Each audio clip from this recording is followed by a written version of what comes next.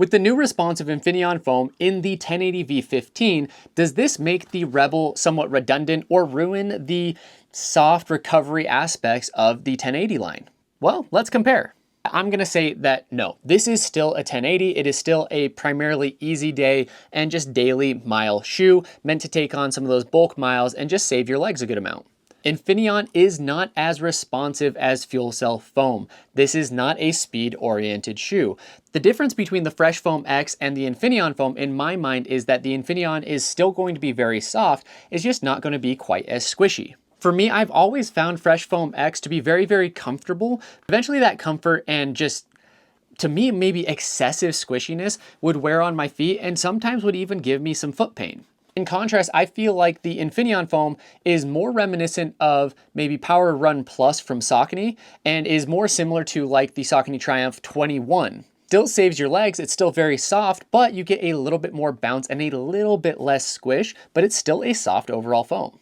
The other thing is when comparing to the Rebel is very much a more speed-oriented trainer. One thing to consider is that the 1080 v15 comes in around 10 ounces, meanwhile the Rebel comes in just under 8.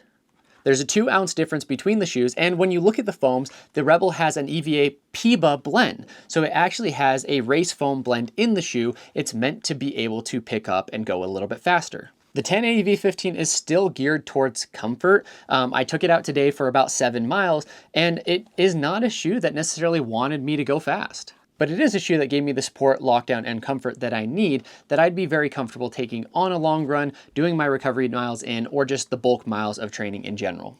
Now, not to discount the changes that are in the shoe, because I do think there are some changes. I think that the upper is much more breathable than the v14 in previous models, and I do think that the foam is going to be a little bit more resilient, which to me is an upgrade, given that I've had some issues with Fresh Foam X in the past.